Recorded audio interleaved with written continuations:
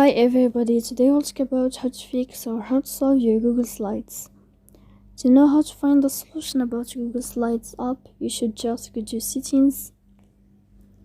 Here in this page, you click Apps, Default Apps, App Settings. Then in this list, you will enter to the window or to the app of Google Slides and you click. Here in this page of App Info, you will click on First Stop and you click OK. Then you will enter to the window of storage. Here we click clear cache. Be attention, don't click clear data because that can cause you errors in your app. In the end, you can turn off your phone and you can wait a moment to turn on your phone again. So please don't forget to support us by like and subscribe.